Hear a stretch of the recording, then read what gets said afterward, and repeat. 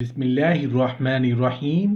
अस्सलाम वालेकुम वरहमतुल्लाहि वबरकातुहू। 5 ऐसे मौके जब इस्तग़फ़ार करना ज़रूरी है। मोहतरम नाज़रीन, इस्तग़फ़ार बुनियादी तौर पर एक साबुन का, एक सफाई का, एक सर्फ का काम करती है। हमने मुआशरा में क्या देखा है कि बंदा गुनाहों से आलूदा है। जब बंदा गुनाहों से आलूदा हो गया तो उसका जिस्म, बदन मैल कुचैल से में चला गया, दिल काला हो गया, दिल पर नुक्ते बढ़ गए, दिल बीमार हो गया, दिल पत्थर हो गया, यानी कि पूरा का पूरा बदन गंदा और बदबूदार हो चुका है, पूरे का पूरा बदन मरीज हो चुका है। गंदे बदन वाले भी उलमा के पास आकर कहते हैं कि कोई तस्बीह बताइए, कोई वजीफा बताइए। उनको बताया जाता है, जानते हो गुनाहगार लोगों को गुनाहों से पाक और साफ होने के लिए क्या बताया जाता है?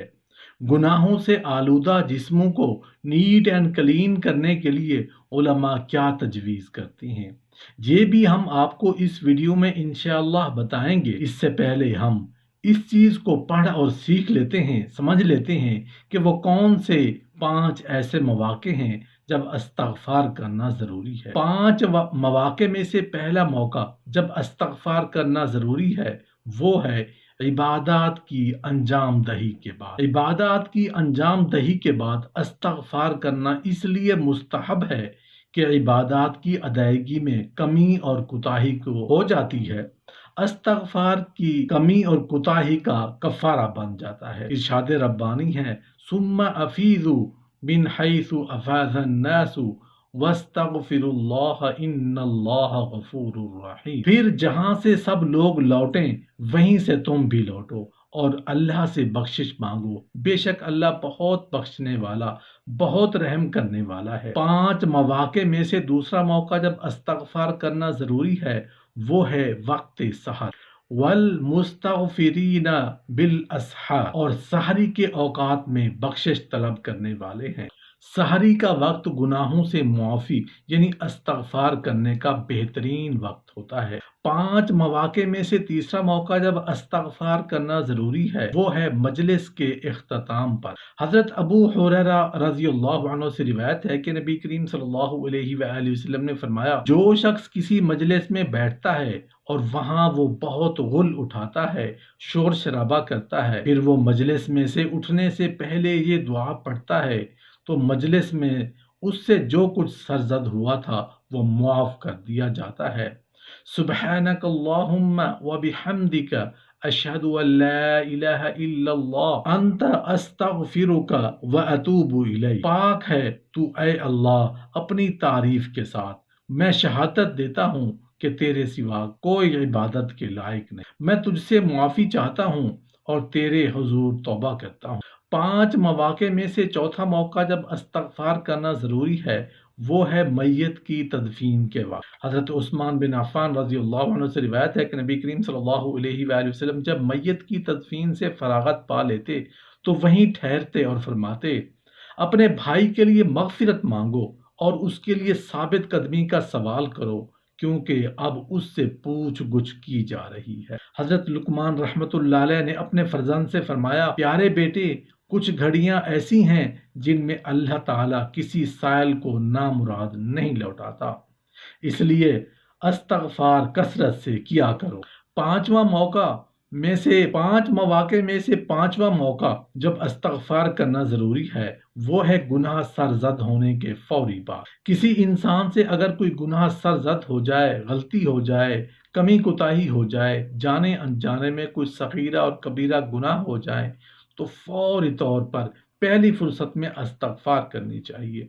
अल्लाह से अपने गुनाहों से फौरन माफ़ी मांगनी चाहिए। हज़रत अबू मूसा अशअरी रज़ियल्लाहु अन्हु ने फरमाया कि हमारे लिए अज़ाब 2 तरह की अमान, एक अमान तो रुखसत हुई, वो थी नबी करीम सल्लल्लाहु अलैहि वसल्लम की हमारे दरमियान मौजूद। दूसरी अमान इस्तग़फ़ार है जो अभी हमारे साथ है, ये भी चली गई तो हम तो तबाह हो जाएंगे। हज़रत हसन बसरी रहमतुल्लाह अलैह का कौल है, अपने घरों में दस्तरखान पर, रास्तों में, बाजारों में और अपनी मजलिसों में कसरत से इस्तग़फ़ार किया करो क्योंकि तुम नहीं जानते कि कब मुआफ़ी मिलती है। हज़रत कतादा रहमतुल्लाह अलैह ने फरमाया, یہ قرآن تمہیں بیماری اور اس کے علاج سے آگاہ کرتا ہے۔ تمہاری بیماری تو گناہ ہے اور اس کا علاج استغفار۔ گندے بدن والے گناہوں میں لت پت جب علماء کے پاس آ کر کہتے ہیں کہ کوئی تسبیح بتائیے، کوئی وظیفہ بتائیے، ان کو بتایا جاتا ہے، جانتے ہو گناہ گار لوگوں کو گناہوں سے پاک اور صاف ہونے کے لیے کیا بتایا جاتا ہے؟ گناہوں سے آلودہ جسموں کو نیٹ اینڈ کلین کرنے کے لیے علماء کیا تجویز کرتے ہیں؟ وہ کہتے ہیں کہ سبحان اللہ، الحمد للہ، اللہ اکبر اور استغفر اللہ پڑھا کر۔ کیا یہ تسبیحات گناہوں سے لتھڑے ہوئے جسم کو یا گناہوں سے آلودہ جسم کو فائدہ پہنچا سکتی ہیں؟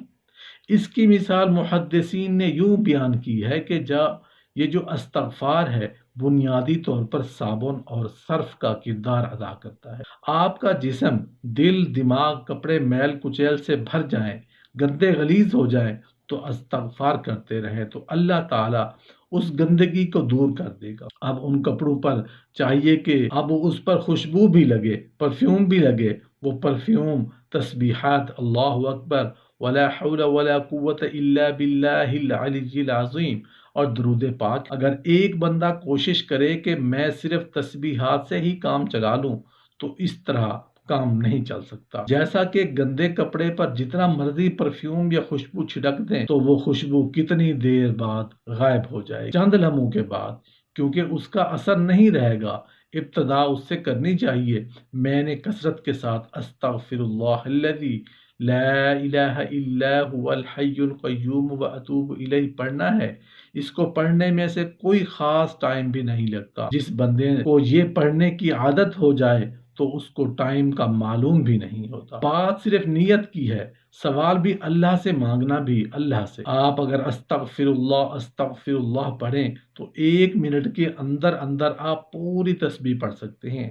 اگر آپ اس کو پڑھیں گے اور آزمائیں گے تو آپ کی زندگی کے اندر حالات بھی بدلنا شروع ہو جائیں گے۔ حضرت عبداللہ بن عباس رضی اللہ عنہ کی حدیث اور قرآن کے مطابق یہ پڑھنے سے اللہ تعالیٰ آپ کو گناہوں سے پاک کرے گا، پھر آپ کو مال دے گا، پھر آپ کو اولاد دے گا، پھر آپ کو رہائش گاہیں دے گا جس میں بڑے بڑے باغات ہوں گے، اور پھر ان باغات کو اللہ خود ڈیکوریٹ کر کے دے گا۔ یعنی آپ کے پاس ایسے وسائل پیدا ہو جائیں گے کہ آپ ڈیکوریٹ کر سکیں گے۔ یہ آپ کی کھیتیاں ہوں گی یا باغات ہوں گے جن پر بے پناہ پھل آئے گا، یعنی کہ ہر طرف سے رزق کی بارش ہو جائے گی۔ یعنی یہ سب کیسے آئے گا؟ صرف استغفار کی بدولت آئے گا۔ یہ وظیفہ سید الاستغفار ہے۔ اللہ پاک نے ہمیں نبی کریم کے ذریعے بتایا کہ جو شخص 1 مرتبہ صبح اور 1 مرتبہ شام کو یہ پڑھ لے تو اللہ تعالیٰ اس کو نہ صرف پاک کر دیتے ہیں بلکہ جنت الفردوس میں داخل کر دیتے ہیں۔ آپ صبح اور شام پڑھنے کا معمول بنا لیں اور اپنے گناہوں پر نادم ہو کر یہ پڑھیں تو اللہ رب العزت تمام نعمتیں عطا کر دیتے ہیں۔ سب سے پہلے نیت ہونی چاہیے کہ اے اللہ میں آئندہ یہ گناہ نہیں کروں گا۔ لوگ سمجھتے ہیں کہ گناہ گار کو ہی استغفار پڑھنا چاہیے، ایسا نہیں، کیونکہ ہمارے نبی کریم صلی اللہ علیہ وآلہ وسلم کا بھی استغفار پڑھتے تھے۔ استغفار پڑھنا صرف نبی کریم صلی اللہ علیہ وآلہ وسلم کی ہی سنت نہیں بلکہ تمام انبیاء کرام علیہ السلام کی سنت ہے۔ حضرت آدم علیہ السلام نے بھی توبہ کی ہے۔ حضرت نوح علیہ السلام نے اپنے بیٹے کے لیے دعا کی اور کہا اے اللہ مجھے معاف کر دے، میں نے اس چیز کا سوال کیا جو میرے پاس علم نہیں تھا۔ حضرت موسیٰ علیہ السلام نے دعا کی تھی جب بندہ مر گیا تھا۔ حضرت یونس علیہ السلام جب مچھلی کے پیٹ میں گئے دعا کی، توبہ کی، لا الہ الا انت سبحانک انی کنت من الظالمین۔ تو گویا انسان کو یہ نہیں سوچنا چاہیے کہ میرے گناہ کم ہیں، میرے گناہ زیادہ ہیں۔